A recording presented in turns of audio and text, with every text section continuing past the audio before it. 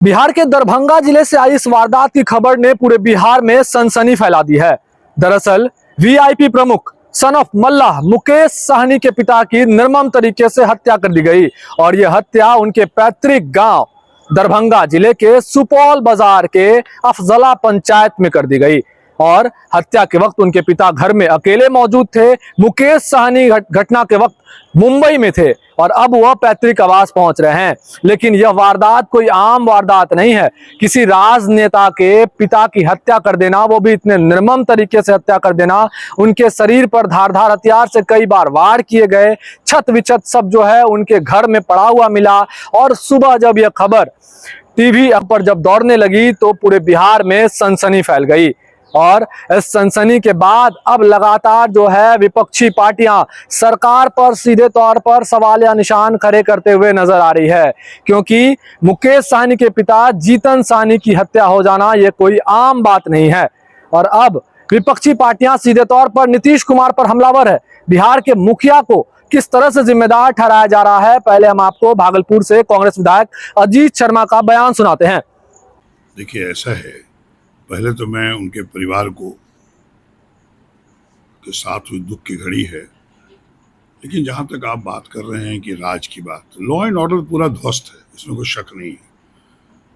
और आप देखिए, हत्याएं तो हो रही थी और अब नेता के पिताजी की हत्या, मंत्री रहे हैं मुकेश सहनी जी, एक अच्छे नेता है बिहार में। जब तक एनडीए के साथ थे उनके परिवार पर कोई घटना नहीं घटी, और अब जब इंडिया गठबंधन में आए हैं, अब उनके घर पर वो बॉम्बे गए हुए हैं और उनके घर पर घुस की हत्या होती है उनके पिताजी का। ये पूरे बिहार सरकार के लिए शर्मसार करने की बात है। और आदरणीय माननीय मुख्यमंत्री से मैं आग्रह करूंगा, आपका मैंने देखा था कि आप हाथ जोड़ के कह रहे थे पदाधिकारियों को कि मैं हाथ जोड़ता हूं, आपके विकास करिए। क्या आप विकास नहीं कर रहे थे? क्या आपका पैर छू और आप बढ़ के पैर छूने के लिए जा रहे थे? आप पदाधिकारी पर एक मुख्यमंत्री पैर छू के बात करेगा, काम करने के लिए उस पर कार्रवाई कर रहे हैं। आप कार्रवाई नहीं करते पदाधिकारी पे, इसलिए मन बढ़ा हुआ है। आज जो हत्याएं हो रही है, अब नेता मंत्री के घर में पिता की हत्या होना, यह आपको ऐना दिखाता है कि साहब आपके अंडर में जो पदाधिकारी आपके कंट्रोल में नहीं, आपकी बात नहीं सुन रहा। और आप खुद बयान में बोले हैं कि पदाधिकारी का मैं हाथ जोड़ता हूं, पैर छू क्या काम के लिए? आप उन पर कार्रवाई करिए। अगर आप कार्रवाई नहीं करेंगे तो ये पदाधिकारी अपराधी लोग जो है वो कंट्रोल में नहीं आएगा। आपको कार्रवाई करने के पदाधिकारी को हाथ जोड़ने से और पैर पड़ने से काम नहीं चलेगा। आप कार्रवाई करिए, देखिए कैसे सुधरता है बिहार। और अगर बिहार नहीं सुधार सकते हैं तो आप मुख्यमंत्री किस बात के हैं? मुख्यमंत्री आपको 18 साल जनता ने बना के रखा है और आपका देखिए क्या हाल है बिहार का।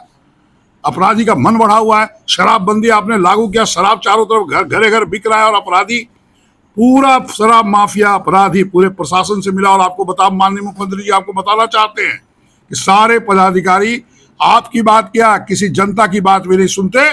सिर्फ ये अपराधियों को संरक्षण, आपके शराब माफियाओं को संरक्षण, राजस्व भूमि में जो घोटाला हो रहा है, आप देखिए क्या हो रहा है। लोग परेशान है, किसान और ये जनता, वहां घोटाला। आप मुख्यमंत्री है, जनता ने चुना है। आप पदाधिकारियों पर जब तक कार्रवाई नहीं करिएगा तब तक पदाधिकारी सुनेंगे नहीं। हाथ जोड़ने से और पैर पड़ने से काम नहीं चलेगा, नहीं तो अपराध नहीं रुकेगा। बड़े स्तर से जांच की मांग करते हैं। जांच अगर माननीय मुख्यमंत्री जी नहीं कर सकते हैं, इसका मतलब मुख्यमंत्री क्यों बने हुए हैं? वो निश्चित तौर पर जांच होनी चाहिए, कड़ेती से जांच होनी चाहिए। अगर आज किसी मंत्री के पिता की हत्या होती है तो कल और भी मंत्री के पिता की हत्या होगी, मंत्री की हत्या होगी। अगर यही हाल रहा, इस पर कड़ेती होनी चाहिए और माननीय मुख्यमंत्री को संज्ञान लेना चाहिए इस बात का। चूंकि ये अब संज्ञान नहीं लेंगे, आने वाले दिन में और भी मंत्री के परिवार में कुछ भी घटना घट सकती है। आपके पदाधिकारी आपके कंट्रोल में नहीं है, कृपया उनको कार्रवाई करने की काम कीजिए जो काम सही नहीं करते हैं। तो वीआईपी प्रमुख मुकेश साहनी के पिता जीतन साहनी की हत्या होने के बाद राजनीतिक गलियारे में अब चर्चाएं तेज हो गई है। वही पार्टियां किस तरह से नीतीश कुमार पर हमलावर है। अजीत शर्मा ने साफ तौर पर कहा कि पूरे बिहार में लॉ एंड ऑर्डर ध्वस्त हो गया है। इस हत्या को कोई आम हत्या की तरह ना देखा जाए। किसी राजनेता के घर में अपराधी घर में घुसते हैं और इस तरह से उनके पिता की निर्मम हत्या कर देते हैं, यह कोई आम बात नहीं है। जो अपराधी हैं उन पर कठोर कार्रवाई होनी चाहिए, कठोर जांच होनी चाहिए।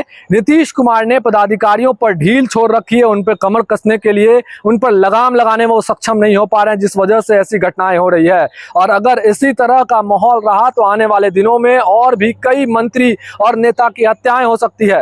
नीतीश कुमार अधिकारियों के पैर पकड़ते नजर आते हैं, लेकिन उन्हें इसके बदले कार्रवाई करनी चाहिए। और ये हत्या जो है, ये सनसनीखेज हत्या है, इसकी कठोरतम जांच कर अपराधियों को कठोर जो है वो सजा देनी चाहिए। भागलपुर से TV9 के लिए मैं शिवम।